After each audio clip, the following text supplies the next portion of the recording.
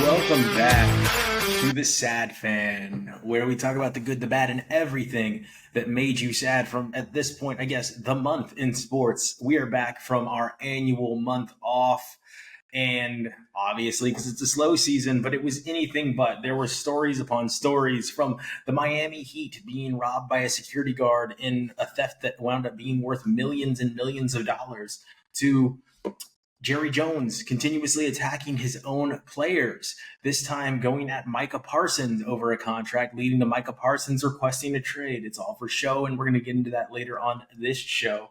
We've had players bickering back and forth, fights on the practice field. That's right, the NFL is back. And we're going to talk about that a little bit, but remember, it's preseason, and here at the Sad Fan, we do not glorify the preseason because they make enough money. They're fine. They're doing fine. It just feels nice to get football back into our lives and to be able to go at each other for the next 6 months about whose team's better, why they're better, and who's going to get the top draft pick, and if Arch Manning's even going to come out in the draft or not. That's right. We think Arch Manning's going to be the number one overall pick, regardless of how he plays, just because of his name. His last name is Manning. How could he not be the first overall pick? And then, of course, we had a giant merger of two entities, $2 billion entities. And that is now we have ESPN NFL. That's crazy, right? Think about that. ESPN and the NFL have merged on a multi-billion-dollar deal that basically makes ESPN the number one sports network in the United States, the NFL's propaganda arm at this point. And you're not going to hear anything bad anymore, I'm sure. And we're going to get into that a little bit later today. You're not going to hear anything bad, I'm sure, about the NFL as far as ESPN is concerned. We'll see what happens to their journalistic integrity and their reporting as that merger and goes through and the details continue to come out. There's lots of stuff that's very confusing. And of course, this week we've got to start in the obvious place. What made us sad? Dildos. Something that usually makes people happy is now making people either annoyed. I guess making some people happy because there's lots of jokes about it on Twitter. But why are we talking about dildos? Because the WNBA has had an epidemic of dildos being thrown onto the basketball court over and over and over again. And it hasn't stopped. And it doesn't seem to be going to stop anytime soon. There doesn't seem to be a plan in place from WNBA officials on how to curb the dildo throwers and how to prevent them from continuously throwing these objects onto the court. What was interesting is, I believe after the first incident, the second incident, let me correct myself, Sophie Cunningham said, "This has to stop, you're going to hurt one of us." And then Sophie Cunningham was hit with a dildo. They all happen to be green, which I don't know what the link there is, but every single time I've seen one of these thrown onto the court, it's been a green dildo thrown onto the court. And yes, one hit Sophie Cunningham literally days after she posted, "You're going to hurt one of us." But the WNBA isn't where this started, and we need to give context to this story.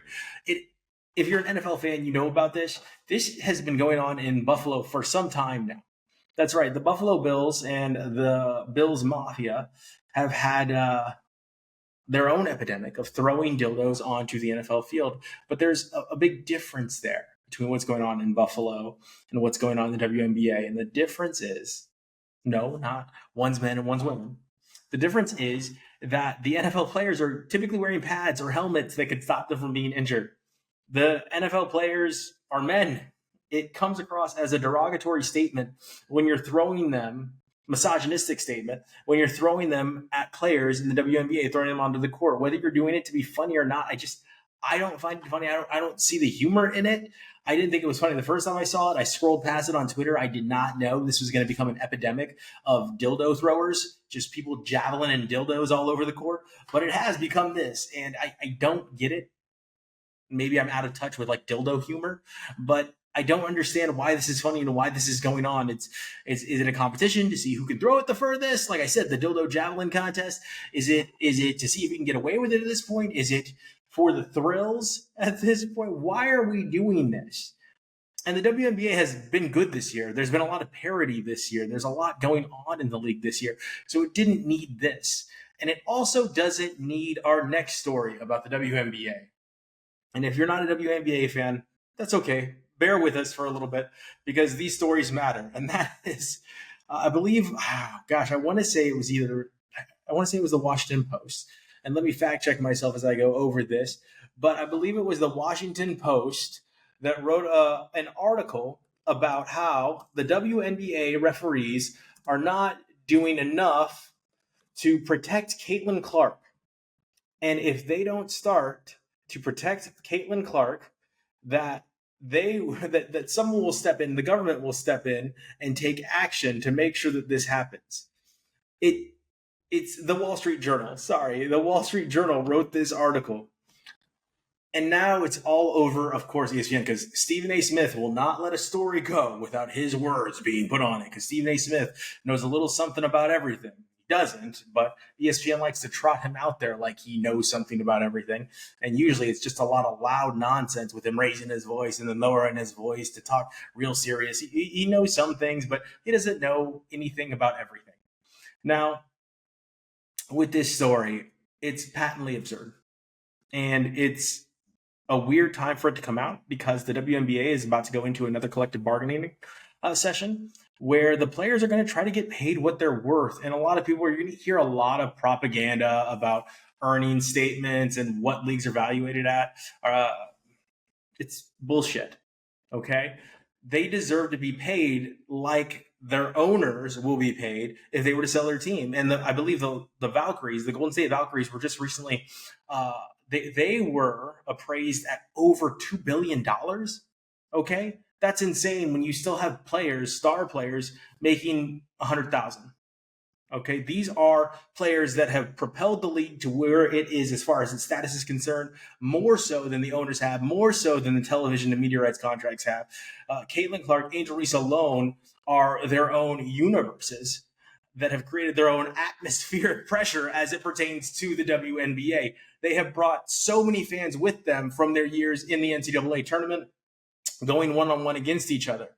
The downside to the league this year is Caitlin has been injured most of the year, but the league has still been insanely interesting. There's been a lot of good basketball played, and this is just one more thing that the Wall Street Journal, this article the Wall Street Journal has written to distract from the play, to distract from what the players deserve.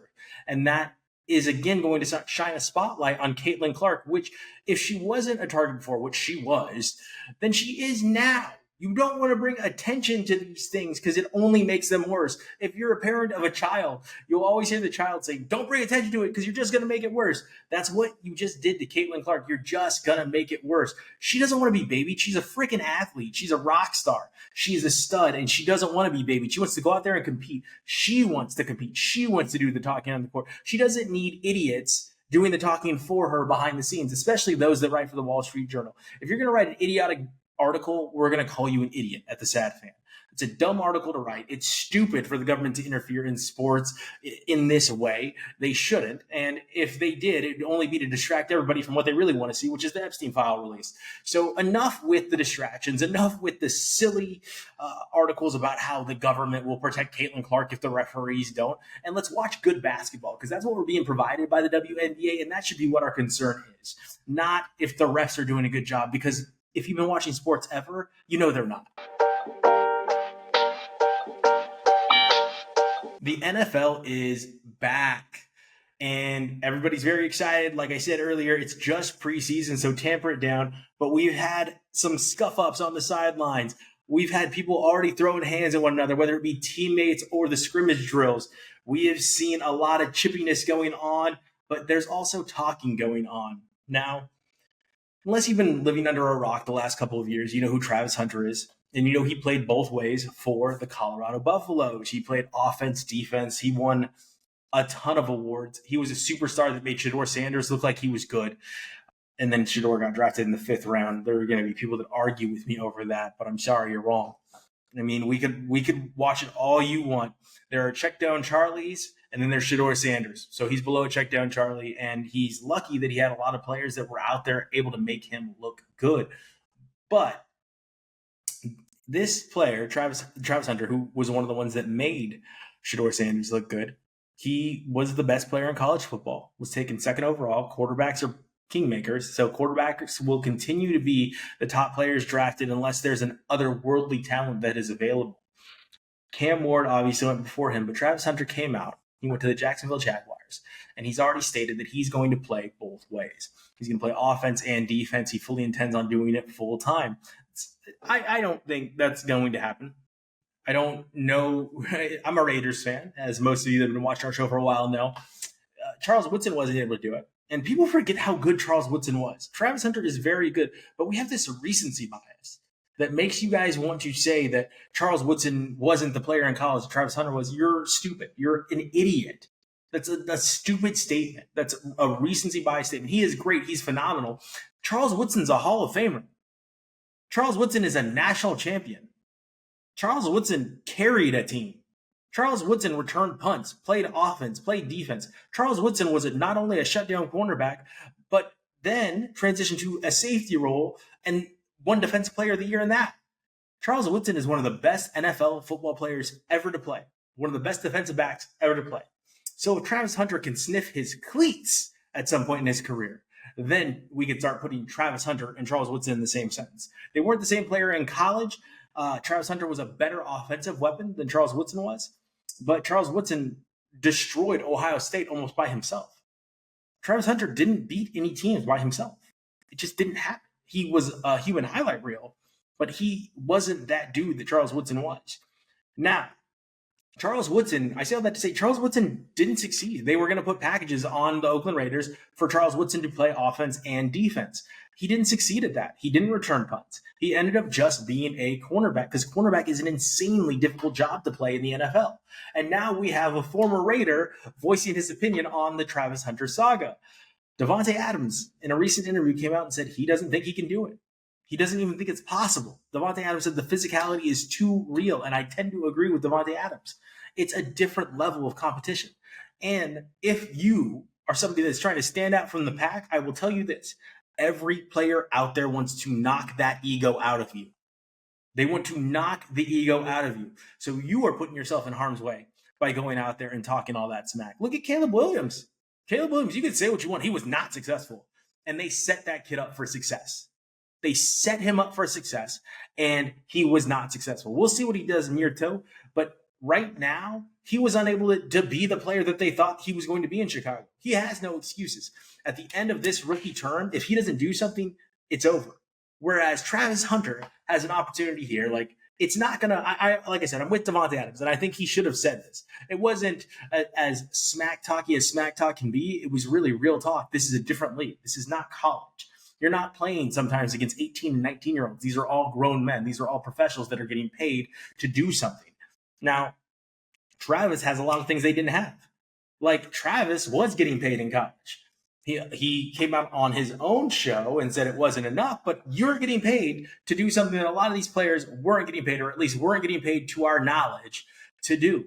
So now you've already got one thing that they wanted, which is that money while they were in college. What's next is you think you're better than them and more athletically capable and more fit than them, and you're going to be more able than any of them will to play both ways in this league. And there are going to be players that are going to basically make it their mission to prove that wrong, to prove that that is not the case, that it cannot happen at this level. And you've now put yourself right in their crosshairs, Travis Hunter, and you've already got Davante Adams talking about it. So there are going to be wide receivers out there to expose you. There are going to be cornerbacks out there that want to expose you. There are going to be linebackers that can't wait for you to come across the middle so they can expose you. And you better just hope that it just lasts this season. My prediction is that this does not last that long. It may not even make it out of the preseason at a real level, and that he ends up just being a shutdown cornerback, because that's where I would put him. That would be where my thought process is. It is insanely difficult to find a all-world corner, and I think Travis Hunter really can be an all-world corner if he focuses his energy there. Now, we had a preseason game where a injury-prone quarterback was, surprise, surprise, injured. And we might get to see Daniel Jones as the starting quarterback in Indianapolis because, yes, Anthony Richardson is already hurt. It took one preseason game. I think it was one series for him to get hurt again. There was a lot of people that were defending his first-round selection. I said he shouldn't go above the third round because to the point where he was drafted, I don't think he had started 9 games between college football and the pros. I don't think he had started 9 games. And he wasn't a winner at Florida. So it didn't make much sense to me except for the cannon arm. And I lived through the Jamarcus Russell years. And Jamarcus Russell actually won things. He made it to a bowl game at LSU, played in the SEC, just like Richardson did. So you can't parse these details. Now, Anthony Richardson is more athletic than Jamarcus Russell was, but he hasn't been able to protect himself, and he gets hurt all the time, and he's only shown flashes. He hasn't shown anything that says, oh, he can be consistently great. So I don't know why so many people are on this bandwagon. Maybe they're hoping for the health to stand out or to be something. I just have seen this story written a million times, and typically it doesn't work out for these people. They end up being journeymen. He's going to be Josh Johnson at the end of his career, unless the Colts decide to hang on to him. But to this point, he hasn't really given them a reason to hold on to him.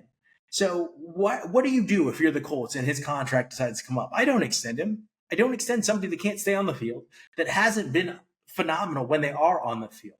You let that player walk. He should have been drafted in the 3rd round. He was drafted above his station, and now here we are with a player that is yet to last an entire season, that has yet to live up to the potential that many thought he had. And now we have a player that's probably going to be out of a starting quarterback role in the near future. Jerry Jones. Jerry Jones is at it again, and I'll be really quick on this story because the Cowboys get enough pub from the major media networks, and we don't need to sit on this for too long. When we get to our final story of the day, we're probably going to find out the Cowboys are going to get a lot more pub here coming up soon because, of course, our big story is that big merger. But if you are familiar with the Dallas Cowboys and you are familiar with Jerry Jones' work, think about this before I get into this. How many NFL owners do you know of that have a weekly hit on a radio show? How many NFL owners that you know of give press conferences every single week? I'll wait because it's not many. I think it's probably going to be one, and it's Jerry Jones. So Jerry Jones loves the circus. He enjoys the circus, and Jerry Jones is a ringleader in this circus. Jerry Jones knows exactly what he's doing. And yeah, did Micah Parsons request a trade? Sure did. But is he going to get traded? Probably not. Because if you look at the history of this, he did this to Dak Prescott. He's done this to CeeDee Lamb. He's done it to all of his star players. And you know what happens to all of his star players? They end up signing a major contract. And at the end of the day, what happens is Jerry Jones ends up only hurting himself. And that's why the Dallas Cowboys are not going to win a championship as long as Jerry Jones is running that team. Because Jerry Jones cares more about Jerry Jones than Jerry Jones cares about the Dallas Cowboys winning the Super Bowl. Hey, fans, do you think Jerry Jones cares about you? Because he doesn't. Jerry Jones cares about Jerry Jones. And we see it every single year. This contract would have been significantly cheaper if he had gotten it done last year. That didn't happen. So now here we are. We're at another place where Jerry Jones has drawn out negotiations with a star player to the point where he's going to have to pay this guy probably going to be the highest paid NFL defensive end or outside linebacker in the league. And Jerry Jones has no one to blame but himself. And Jerry Jones is going to pay that contract. He's not going to trade Micah Parsons. He's not capable of doing the Herschel Walker style deal that Jimmy Johnson did for him. That was not Jerry Jones. That was Jimmy Johnson that got that deal pulled off. Jerry Jones isn't capable of that. Jerry Jones likes being loved. Jerry Jones loves himself some Jerry Jones. So Jerry Jones is going to sign Micah Parsons. Micah Parsons will not be traded. Micah Parsons is too valuable to that team and probably too expensive for a lot of teams to go in on, because not only would you have to trade for Micah Parsons, you'd have to pay Micah Parsons. So let's move on to our last story. That's right. The NFL and ESPN have merged, and no one is more confused about where to get their content than me. I have been on ChatGPT. I have been on Google. I have been trying to figure out what's happening when this merger goes through, I believe 2026, with the red zone. What's happening with NFL games? How can I access them? Do you have to have ESPN Plus? How is that going to work overseas? How can you access other games that are being played? Is there going to be an NFL.com type thing where they have the NFL Rewind thing going on? What is going to happen with this merger that allows fans to access their teams outside of us paying significantly more money than we're already paying to watch our NFL every single week? I'm perplexed already. I don't know the ins and outs of this deal. The WWE already screwed up their announcement because, yes, included in this deal is WWE is coming to ESPN, and you're going to be able to access events on their network as well. Who knows what Disney's going to do with this? Is it going to be a part of Disney Plus? Is it going to be its own entity altogether? Is it going to be spun off into its own universe? Is the NFL going to start to eat more and more real estate than they already have over at ESPN? What is happening to the journalistic integrity on stories that concern the NFL? If you're familiar with Pablo Torre Finds Out over at Meadowlark Media, Pablo Torre recently found out that there was what appeared to be some collusion between the NFL Players Union VP or leader, and the NFL that led to players not getting guaranteed money or not getting as much guaranteed money. And now, are we going to hear things about that from ESPN? Is ESPN going to take stories like that and run with them? I mean, it remains to be seen, but I'm a little bit nervous about how this is going to shake out because it's already hard to get content overseas. It was already expensive stateside to watch all of your NFL games. It was already expensive to get things like NFL Game Day. It was already expensive to get things like NFL Red Zone as parts of your package. It's going to be very confusing moving forward. All we can say is this is a multi-billion-dollar deal, and right now it looks like the big losers in this are going to be the fans. That remains to be seen, but we appreciate you joining us each and every week. We will have more on that as the story progresses. We can't wait to bring this year's The Sad Fan to you, and we cannot wait for the NFL to start. Thank you for joining us each and every week, and we will see you next time. Back to the block, back in the shop, get it off a dummy, always get money.